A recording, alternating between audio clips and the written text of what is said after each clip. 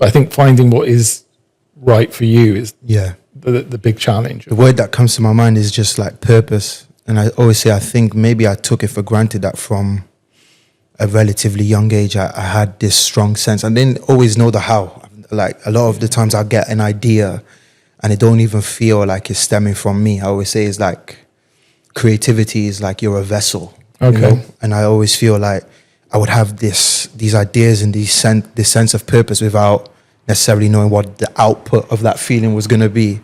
But I think I definitely underestimated how helpful that was for me, even though I didn't necessarily know strictly what I wanted to do all the time. I always at least had a rough idea. And I think I'm quite biased towards action. So when I had that idea and I feel like I can actualize it and the timing's right, I will almost always go for it if I have the resource to do it.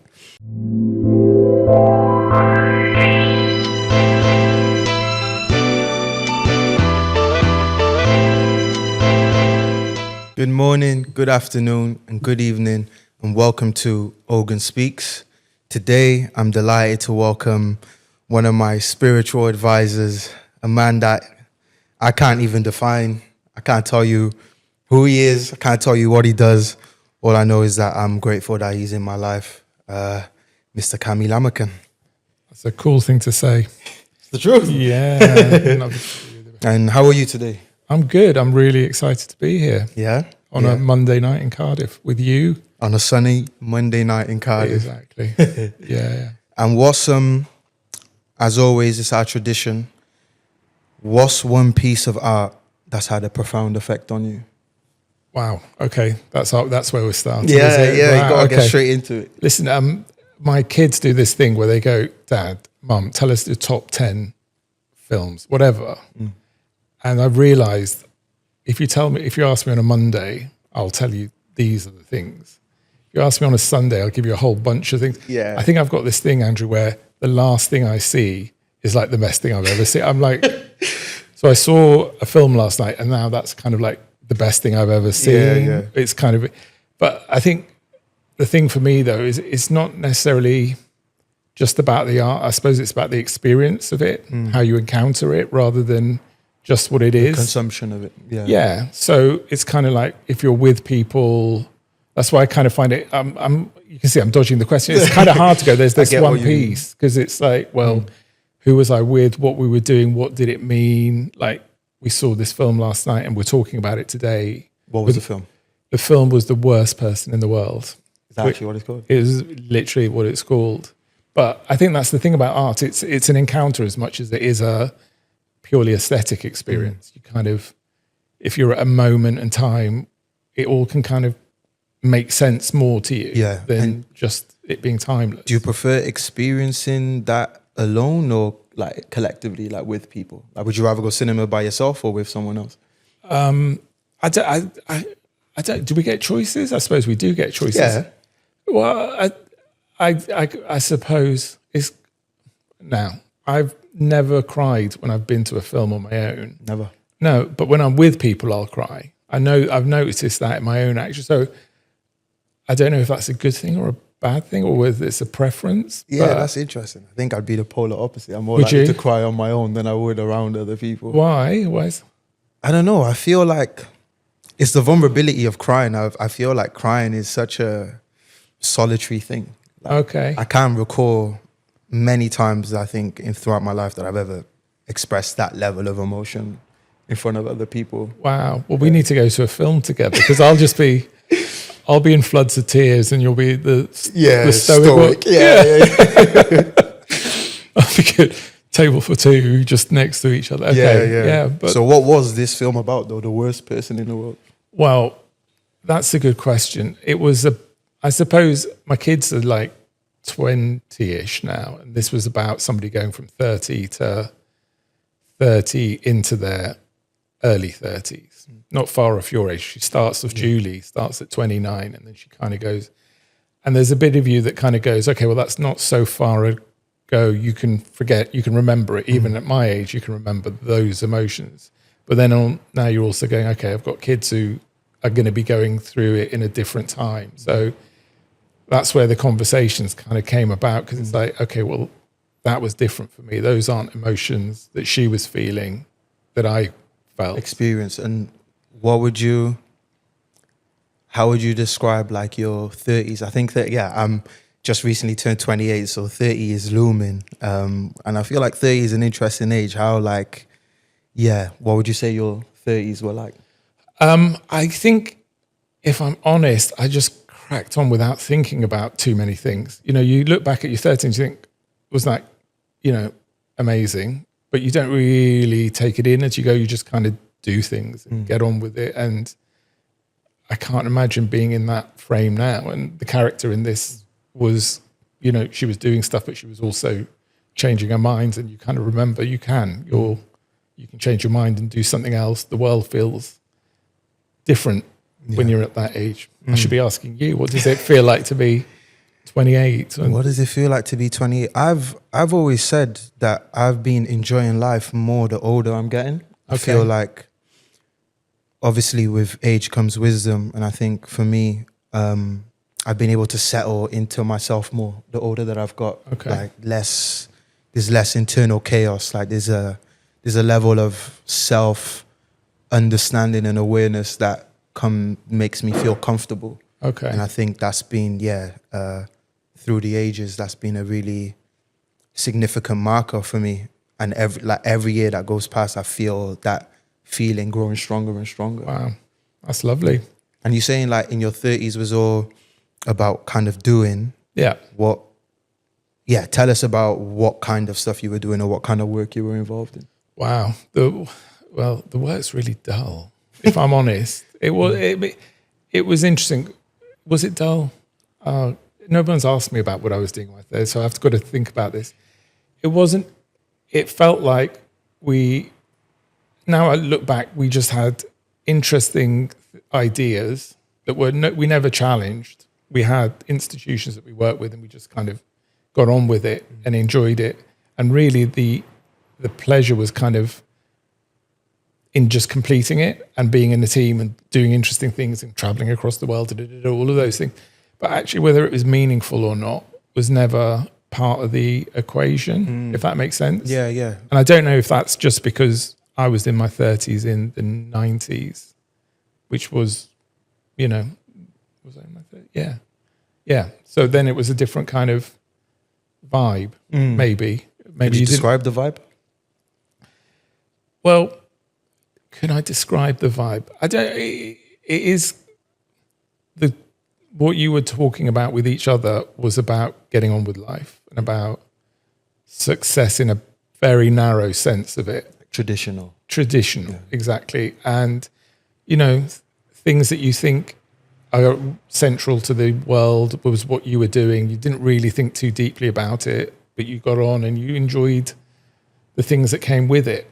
But I think that was this idea of not really thinking too much about what you were doing. Do you think that was like a collective thing? Like, do you think like society in general was thinking less? I feel like contemporary society, we think about things a lot. There's a lot of discourse around things. Do you feel like it was the same then? Definitely not.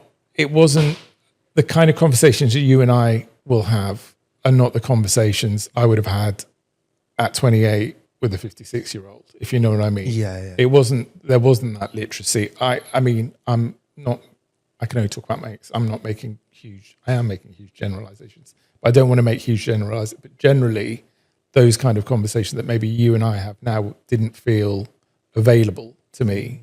And when I was 28 and I was talking to a 56-year-old, we worked out it's literally I'm double your age. Yeah. But I don't know, but that's just me. Maybe other people were, but I don't remember there being this kind of literacy on what's meaningful, how you're feeling, and your emotions didn't seem to be. We just kind of cracked on, and maybe we masked it with banter and whatever, but we weren't necessarily having those kind of discussions in the ways, at least I wasn't. Yeah. And what does you talk about, what does meaningful mean to you? It's like in a work context, like what does meaningful work look like for you? Because I feel like that's the thing that I feel like a lot of people are chasing, or in some ways is lacking, especially when I look at like the younger generation, I have younger siblings. I speak to younger people always to get a sense of how they're feeling, what's going on naturally. And this lack of meaning is a recurring theme. So Okay. what would you say, meaningful work means to you? Well,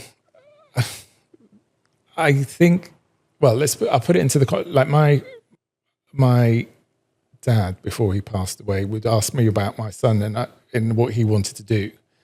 And I'd say, well, he doesn't quite know yet, but he wants to do something that, I don't think he's that interested in money. I think he wants to do something that's meaningful to him. And my dad was like going, what is this meaningful? What do you mean? We didn't have meaningfulness. That wasn't on offer for us. We just got on, we had duty, we had responsibilities, we had to, so I think he would say it didn't enter his language, but I do think at the same time he may have viewed what he did as helpful and gave him meaning, and there were bits of it that gave him a sense of who he is and a sense of contribution to something beyond himself, if that makes sense. So I think for me, those are the moments where I'm thinking, actually, this isn't just about, the thing in front of you, but it's kind of helping others to do something, maybe, if that makes sense. So, and I mean, you can do it in different ways. You can be an artist and be doing something that's meaningful to you. You can be anything, but I think finding what is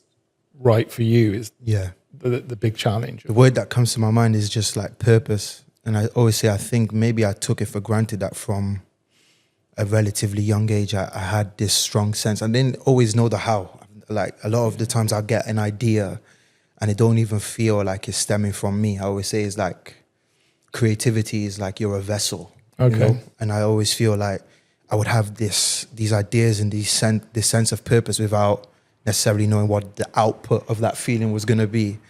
But I think I definitely underestimated how helpful that was for me, even though I didn't necessarily know strictly what I wanted to do all the time. I always at least had a rough idea. And I think I'm quite biased towards action. So when I had that idea and I feel like I can actualize it and the timing's right, I will almost always go for it if I have the resource to do it. But that's a big idea, being a vessel, rather, because like most of the time we think, well, it's down to us to kind of go, this is it. It's not, man. And I know that because someone can ask me, okay, like any song of mine, like there's certain songs I could not have almost no recollection of writing. Wow. It wrote itself to me. That's how it's. Yeah. And I got that a lot as well with my poetry collection. I was like, some of those poems that I looked through and I'm like, I genuinely could not tell you where I was or how I wrote this, but that's the work, Well, maybe you're inspiring me. There are times where you're together as a group of people and something magic appears that you couldn't have necessarily predicted. And in that moment, you're so together that time doesn't seem to, time doesn't go quickly because you're always it. And it doesn't feel like, and it also doesn't feel like work. It feels like you've got to do it. That's the best feeling. Yeah, when it doesn't feel like work. Would you say you are someone that knew what he wanted to do or that you had to explore? No, well, and again, I mean, maybe it's, you're first generation immigrant to this country. You do feel a sense of having to be secure, and you pursue not what is necessarily your passions, but maybe what you think is the right thing to do. What will your parents think is, a good thing to do? Yeah. You're smiling as I say that. Because I was thinking, it's interesting that you mentioned being like a first generation immigration and where I'm second. So I was going to ask for you to like kind of expand more on that. Well, I don't know. I mean, maybe it's, if you think your family have moved all that way from another part of the world to which part of the world? They're from Iran originally. And you think what they gave up, and you think, well, you've come to this other place, then you should kind of fit in, you should kind of do the right thing, you should be productive, all of those things. And really low down there comes this idea of doing something that's meaningful for yourself. It's obligation that was the bigger. And I'm not saying that's a bad thing, but I think that was definitely the sentiment at the time of like, can I, will this be a secure job that will get me Yeah. get me a secure life? Yeah, and because again, I've been discussing this recently. It's like education and that traditional route for a lot of first generation immigrants was like the only way out of social, to that social mobility. Whereas I think, when you go down different generations, there's so like the alternative route seems a lot more alluring. Yeah. Now that there's so much like mistrust of institution, and I guess a stronger sense of self-empowerment. You said a lot of things before probably came, institutions were these kind of beacons, and now it's like, you have all these individual actors who all have influence and power. And I think that has its pros and cons. I think we've suffered a bit as society that we've moved away from a stronger sense of collectivism and community. I feel like we're a lot more individualistic.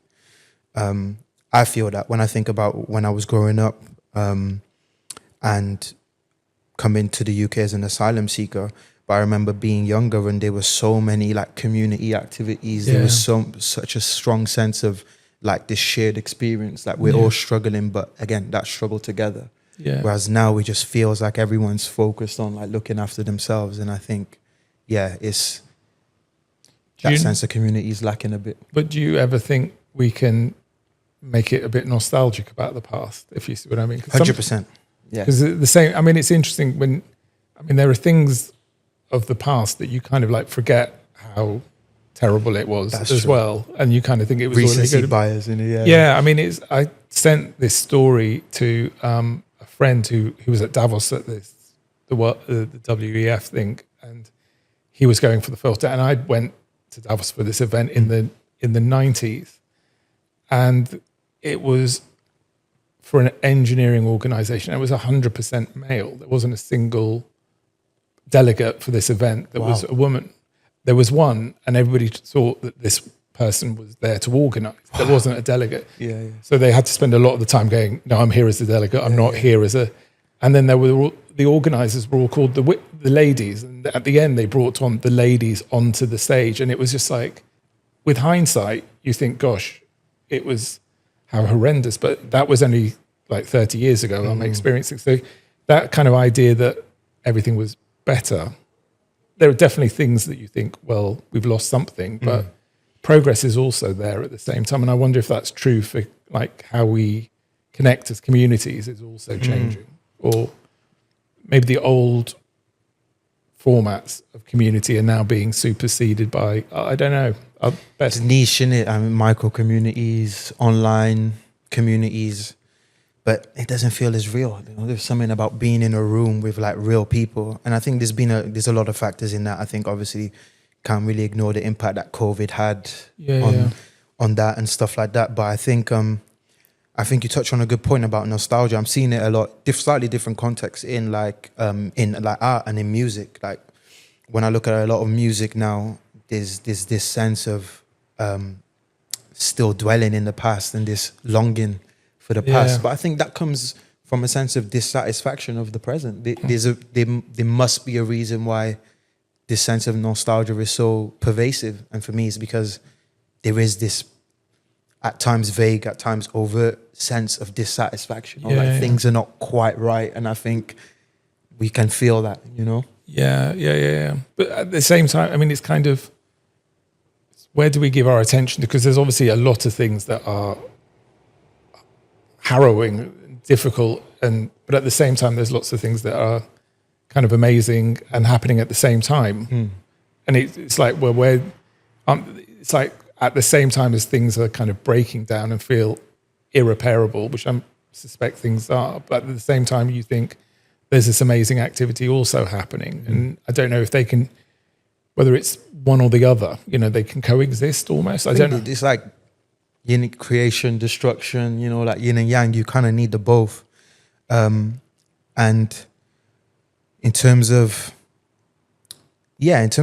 how do you feel like about contemporary society? Like, I was going to ask you, is the glass half empty or half full for you? Is the glass? Well, I think, I don't know if I ever ask myself that question. Absolutely. There are times where you feel, what is the point? Absolutely. and there is other points where you just feel, isn't this amazing? Look at what we've got. How? So I don't know. Maybe there's the kind of the only thing I have a lot of faith in is that despite all the difficulties we may experience, people do seem to get out of those and bring, things. Sense of resilience. Yeah, and like science moves us forward, technology moves us, sentiment moves forward. We move forward as groups, and things that used to be, common become outdated and unacceptable. But new things come along that are outdated and unacceptable. But we carry on progressing in a kind of broadly progressing, even though at times that feels horrendous. But yeah, it does, and it's like progression at the cost of like what, Yeah, And I think that like when I think of that, I think of like something like AI, or I think of the fact that technological progress seems to obviously supersede like the moral kind of lags behind. Yeah, like, yeah, let's get there first and figure out the logistics later, and that can be really detrimental. Yeah, and it seems like every time it happens, it's the least powerful people in society always are the most impacted by whatever happens. Any advances just seems to favor certain people, but also is a hindrance to others, you know. So, and to be fair, you must have seen such a broad change in like technology in society.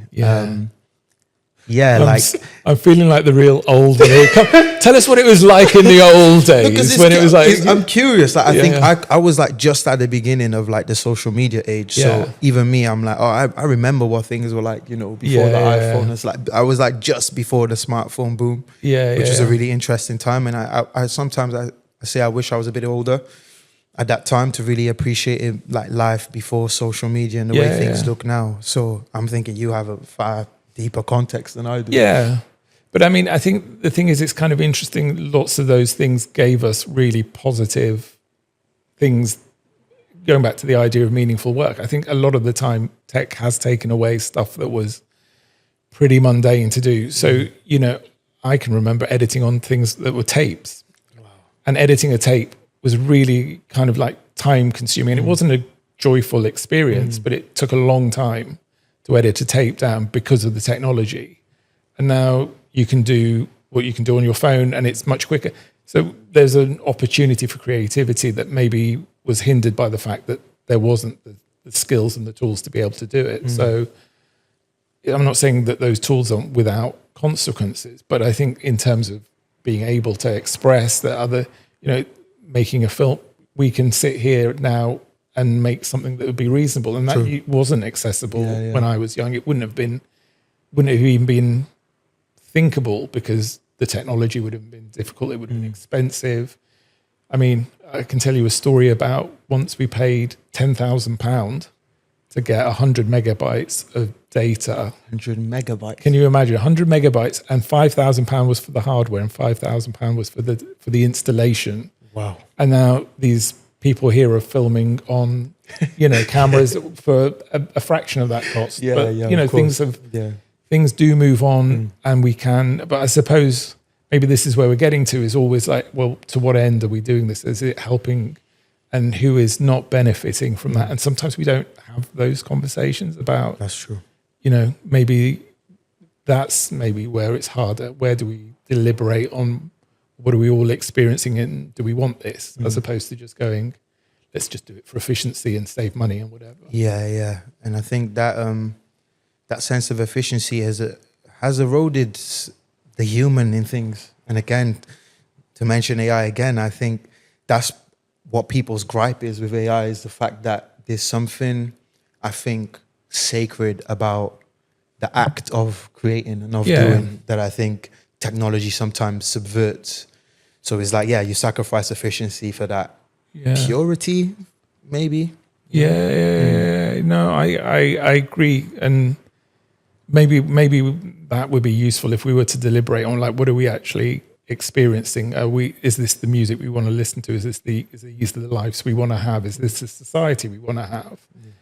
As opposed to just kind of letting it all just happen and say it's like this. But, wherever we can, maybe we should just try and have those conversations. If it's two friends together having a conversation about, well, what is it that we want out of this life? That's the starting point.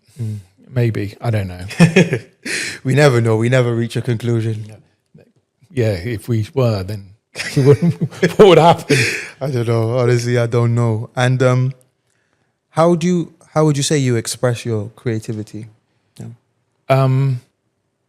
That's a very good question. You asked me this before about, like, do you write? Yeah. And I don't know if I don't know. I mean, it depends what you define of creative. I mean, I don't really, I think that's such a broad options of what we can do to live our lives creatively, if that makes sense, to live with opportunities and ideas and to play with those things. You can do all in all the ways. And some people have absolute resolution that maybe they want music or poetry to be their mechanism. But I sense we all have an urge to be some form of express our creativity in some form, but how that finds itself, it might just be in, how you talk to your mates on a Monday in a Cardiff, or it may be poetry, or it may be whatever. And those are all, but I don't really know if I've got maybe I'm still looking for it.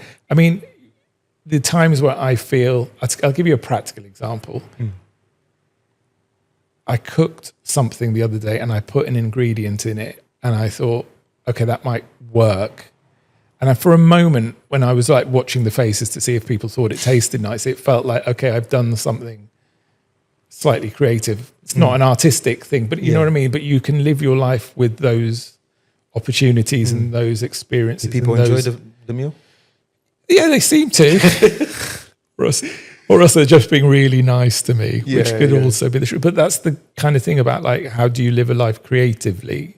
And it could be expressed through, because I mean, I've got friends who are chef and I think they're incredibly of course, creative. yeah. There's a lot of artistry in that. And I feel like creativity is innate to being human. I feel like people always think they have to be good or like pursue it seriously, but I'm like, you should just be creative just because. Yeah, but why do you think we all want to be good at it, or to be published, or to be whatever, or whatever? Why can't we? I feel like people just feel like if I'm not good at it, what's the point? And it's like, I've always been like, if I enjoy it, even if I'm not good at it, like,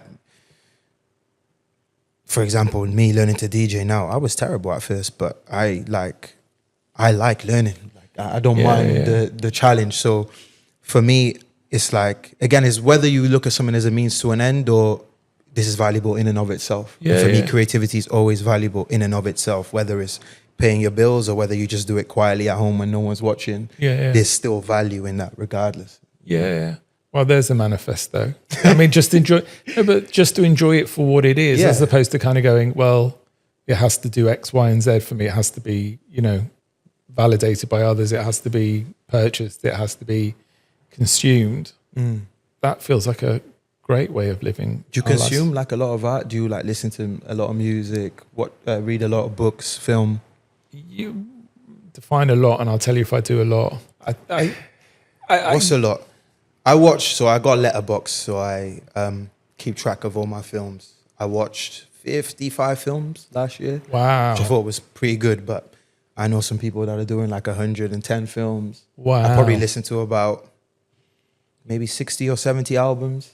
Okay. So I think I'm a big, like, I don't know, I feel like I've heard artists be on two sides of the fence with that. I think some artists consume a lot and it helps. I feel like I'm on that side of the thing that consumption helps me to also understand my own creativity and obviously get inspiration. But I know artists that like kind of stay away from that because it's like, I need this to be a pure expression of me without any outside influence.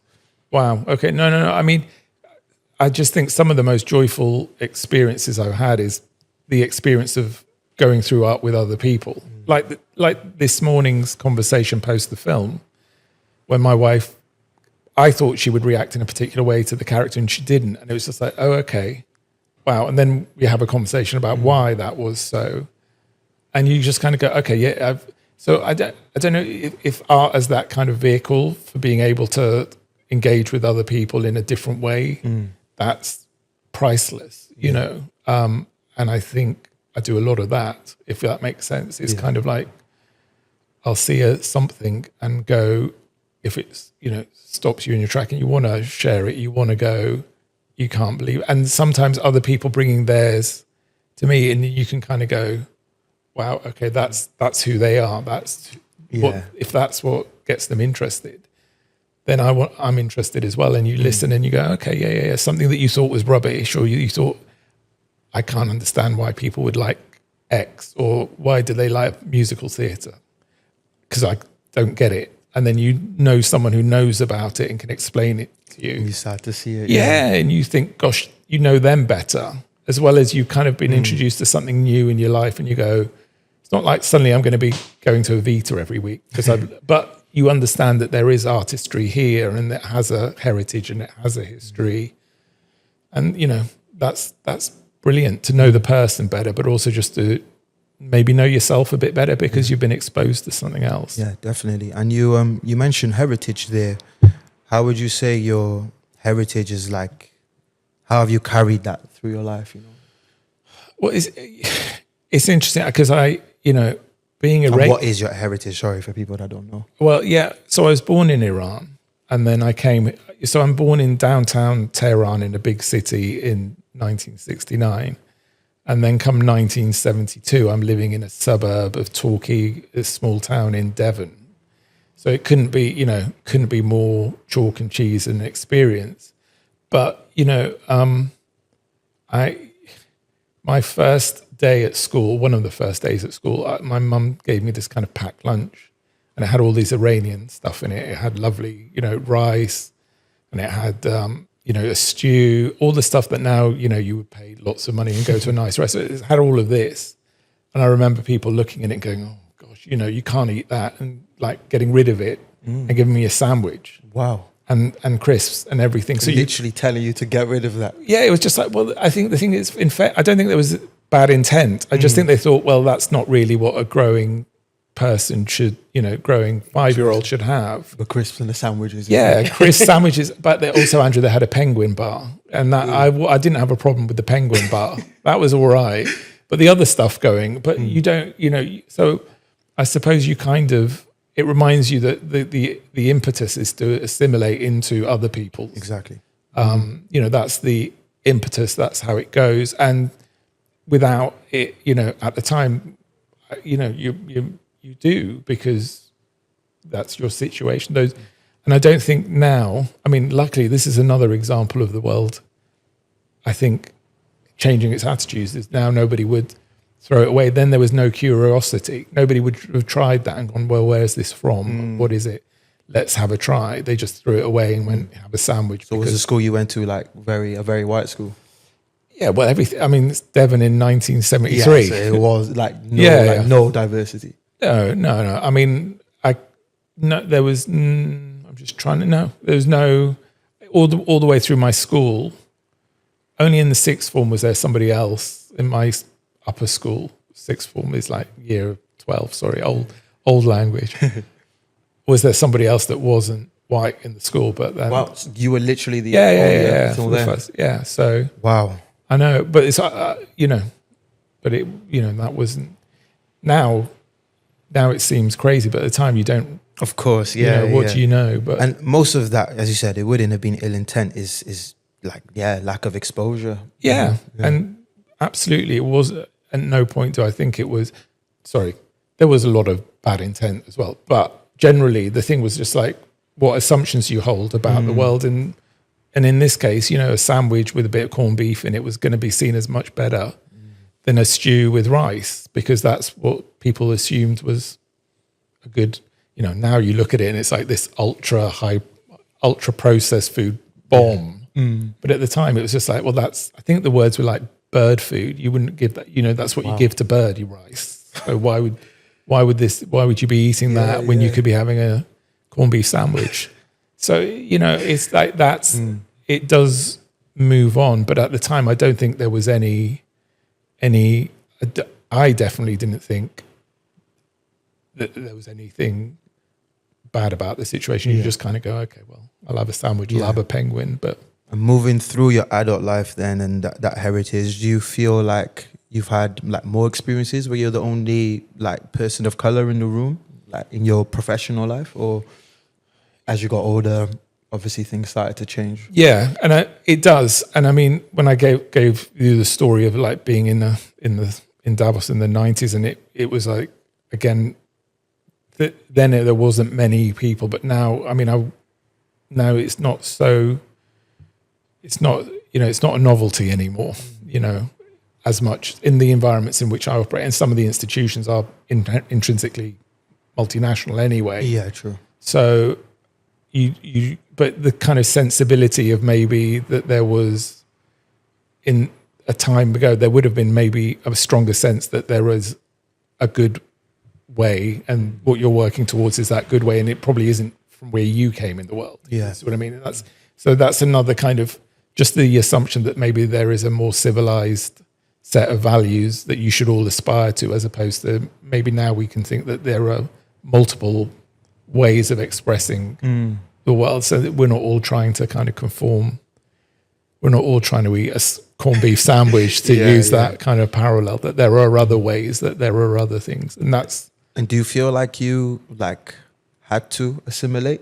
I always talk like assimilation is an interesting concept. I say like, even for me, like the fact that my name was anglicized is always something I use as an example of like, already even before my mum settled here, was already thinking, how can I make this easier? Let me change the name. Do you feel like you had to assimilate? Do you feel like you were like, no, I am who I am, and this is my heritage? Or that question, I don't know if that question ever comes into your mind. You just if that makes sense. So, I mean, like my mother her full name is Farkhunde, and my father was Burzu. So they would introduce themselves as those, and people would go, "Oh, okay, I'm going to call you Bob, and I'm going to call you Faye," and then they became Bob and Faye, or Bowen. Yeah. But I'm not thinking that this is bad intentions. And now, I've made those mistakes now when I can be in multinational institutions where I'll be the person going around and going, "That's really too hard. Do you mind if I call you, the equivalent?" So you kind of, things maybe are not so brutal as that, but sometimes you kind of like have to go through those experiences, reflect on them, deliberate, be told that how others feel, and then you can move forward, as it were. So I don't know if maybe with hindsight you can look back and go, I assimilated, but at the time, did I think I was going through a process of assimilation? Would you say? It's almost inevitable that there's a little bit of it, Yeah, but I mean, I don't know what that assimilation, it's not like there was an individual going, this is what it's a whole set of, I was assimilating to living in a rural setting. I think if I'd lived in a big city, I'd totally be assimilating. So there was 100 aspects of trying to, and you always try and assimilate within your own family, which is, as you know, every family is unique. So I don't know. With hindsight, you don't know at the moment. You don't know you're assimilating. With hindsight, whether you can look back and go, it was all good or all bad, seems hard for me to kind of go, that was terrible or whatever. But those processes are definitely in play. Have you kept like a strong link to like home, to Iran? No.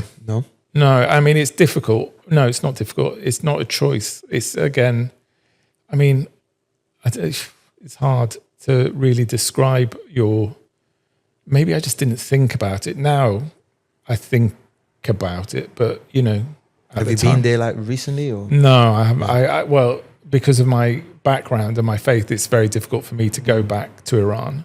So, and can you expand on it? Well, I'm just a Baha'i, and Baha'is have been, have often been persecuted in Iran for their faith. So that's my faith, as it were. So therefore, going back was always seen, as a kind of something that would be at risk for me. It's complex, and also maybe I did want to be a bit more English than Iranian. Maybe it was easy to. And also the thing about Iran is no one knew Iran existed. Literally couldn't tell you if it. I remember when we were young, we say we were Iranian. People would go, "Is that near Bulgaria or is it near Indonesia?" Wow. Yeah, no they would clue. know. They'd have no clue. And then the Iranian Revolution happened, and everybody knew you, and everybody saw this image of a particular type of person. So suddenly you became invisible to then being this kind of particular kind of bogey person. So it was a kind of a strange experience. Absolutely, I don't know if I preferred it when they said, is it near Bulgaria or near Indonesia or whatever. But it was a weird experience to be invisible. Your not you as an individual, but your background to be invisible and where you come from. And then I always find it funny now, like when Jay Rayner is reviewing an Iranian restaurant and he pronounces all the words perfectly well, as though he's more Iranian. He's got better pronunciation of Iranian words than I have sometimes. So it's kind of that kind of change that you experience is part of it. And then you kind of go, well, isn't it a shame I don't know my Rumi. I don't know all of those things in the same way that I should do. But then I listen to Morrissey. So yeah. I can't. Yeah. Can't believe I just said that. I didn't learn Marumi, but I got Morrissey instead. Yeah, but yeah. I don't know. I don't suppose, Andrew, the point is that it's like these are all valid cultural experiences, and we all come at them from different ways, and it's the vehicle that it gives us. It's in the same way. Maybe you're saying it's like it's not about just knowing the high arts or knowing these, but it's about all of those experiences. 100%. Yeah. There's no like hierarchy. I hope not. Yeah, the kind of high and low brow distinction. I like things that would be considered low brow. I like things that would be considered elevated. That's just how I am, But why would we? I mean, it's interesting, even that language. I mean, why would we distinguish between Rumi and this? And that's why, kind of I think back to uni, like sometime when I went to University of Birmingham, I did English Lit. And even then, like some of the way they would teach us and the way they would talk about just the difference between like poetry and prose, for example, it was always all like the kind of canonical English poets versus everyone else. There was always this reverence given to the canon, and everything else was like, oh, that's not, and I'm like, why? I'm interested in the margins too. Yeah. And maybe that feels like a great opportunity if we can get our heads around it and go, there isn't a hierarchy, then maybe there's a whole bunch of different ways that we can connect to different people, because there's so many great things available to us, That's true. I've got one more question. You can have two if you want. You can have three for you. Go on. What would you tell what age am I going to pick? Your 25-year-old self. That's the number that came into mind. Well, there's a lot of really bad clothing choices I made all the way through my 20s. And I'd go, ask someone else before you buy. What would I think, no, I wouldn't. Maybe I just give my 25-year-old a high five and say, crack on, you're all right. I wasn't worried, and I wasn't, I don't know. Would I give myself any advice? Lots of the lovely things that happened is because I made those mistakes, because I made those errors, because, I pursued things that were not good for me. And so I don't know if I'd go back and change anything. No. Would you? Would you go back 3 years if you had a time machine to take you back to 2022? Or would you advise yourself something? Nah, there's not much I would change, because as you say, it's like the butterfly effect. Like you might think I'll change this little thing and your whole trajectory changes as a result of it. And I think, like you said, I always say me and my mum have this kind of debate where she's always like onto me about not listening at times. But my rebuttal is that like the best advice and the best knowledge is self-gained. Like you can tell a child not to put your hand in that fire until they do and they feel that burn. Then it's like, I don't want to do that again. Not because my mum told me not to. Yeah. I don't want to experience that again. So I think, but even that, you've got to learn for yourself that it's experience that will teach you better than other people will teach you, if that makes sense. Exactly.